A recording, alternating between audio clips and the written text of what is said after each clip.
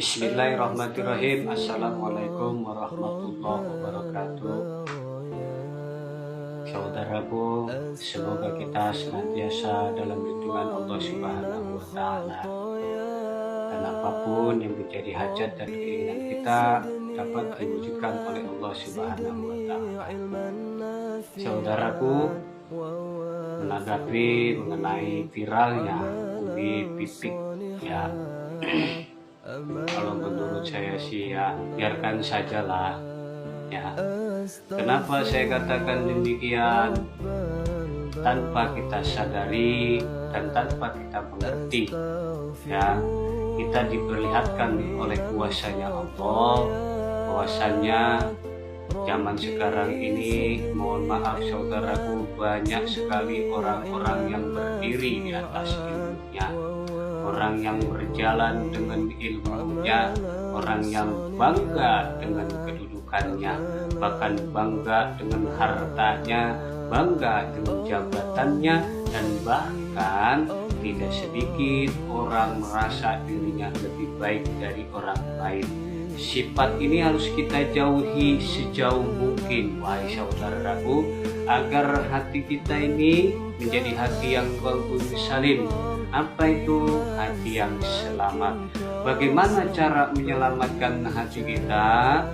Zikir kepada Allah, ingat selalu kemanapun kamu melangkah, Allah, ke pasar Allah, ke masjid Allah, mau makan Allah, semuanya serba Allah. Allah dulu, Allah lagi, Allah terus. Kenapa demikian? Agar hati kita ini benar-benar disinggahi oleh Allah. Qalbun mu'min baitullah. Hati ini adalah tempat atau rumahnya Allah. Bagaimana Allah bisa masuk ke dalam hati kita?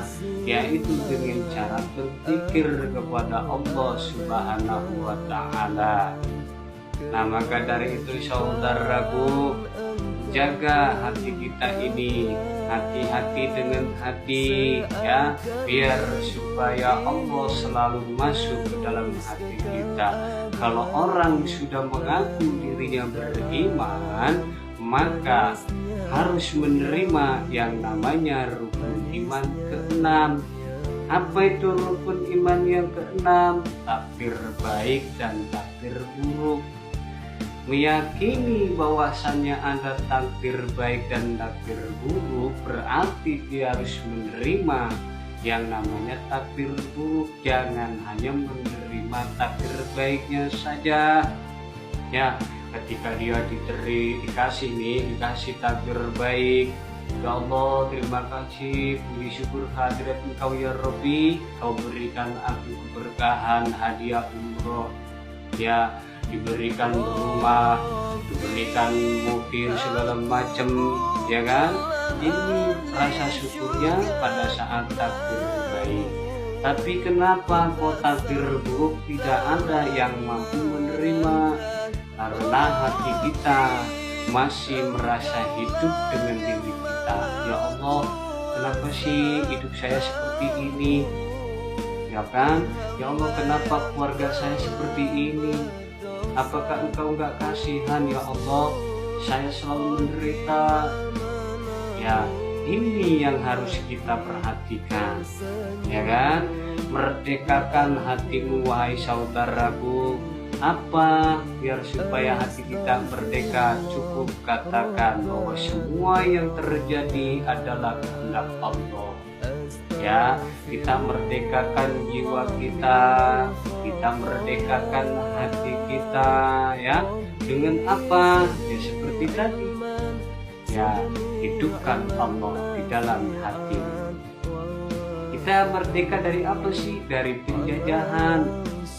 Kita selama hidup ini dijajah dengan keadaan yang sangat membuat kita menjadi sedih. Kita dijajah dengan yang namanya membuat hati kita menangis. Kita dijajah dengan keadaan yang membuat kita pedih, hampir putus asa. Ini kita harus hidupkan Allah. karena kita hampir jauh dari Allah, sehingga rukun iman dari takdir buruk ini seakan-akan kita menolak apa yang telah diberikan oleh Allah. Padahal itu semua dari kepedihan, kesengsaraan, dan juga penderitaan yang kita jalani itu adalah wujud kasih sayangnya Allah agar kita selalu ingat kepada Allah. Jadi ingat Allah itu hanya pada saat senangnya saja. Ketika di dalam keadaan menderita, dia lupa mengeluh kepada manusia, mengeluh kepada orang-orang yang berilmu. Mengeluhlah kau kepada Allah.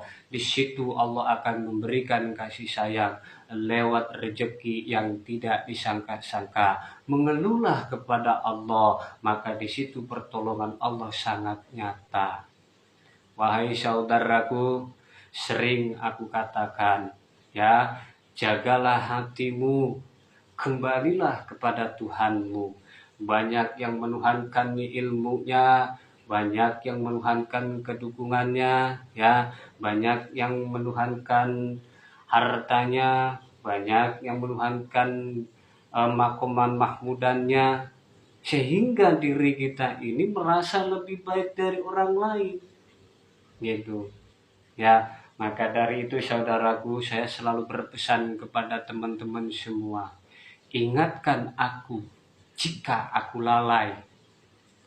Ingatkan aku jika aku lupa. Karena apa saudaraku, ketika Allah memberikan nikmat yang sebegitu banyaknya, Allah berikan hadiah segitu banyaknya, kira-kira saya ini lupa apa kagak? Kira-kira saya ini lalai apa kagak?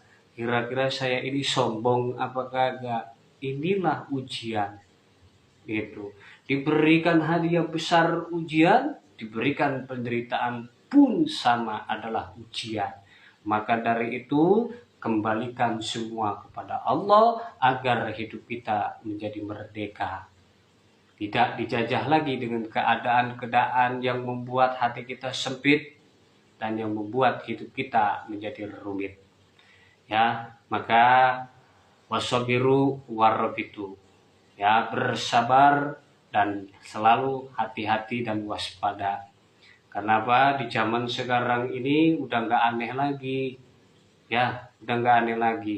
Maka kita harus waspada, hati-hati. Biarkan saja sengaja Allah adakan itu, biarkan saja mengalir apa adanya. Ya saudaraku ya, kalau kau menanggapi viralnya Umi Pipik, ya kan, maka sama saja kita merusak hati kita sendiri. Gitu. Fokus kepada Allah. Jangan menilai orang lain. Nilailah diri kita sendiri. Kalau orang sudah tahu diri, maka dia sadar, ya Allah, jangan sampai saya seperti itu.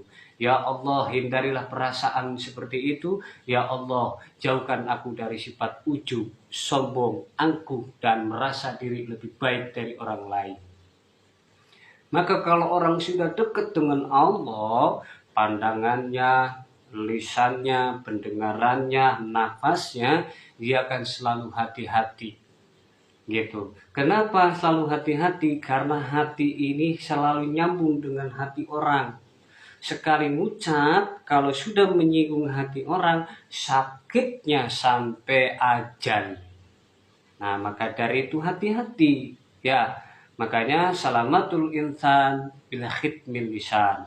Selamatnya manusia tergantung pada lisannya. Kalau lisannya baik, maka kebaikan. Kalau lisannya buruk, maka keburukan. Ya, terima kasih ya. Hanya itu yang bisa saya sampaikan. Assalamualaikum warahmatullahi wabarakatuh.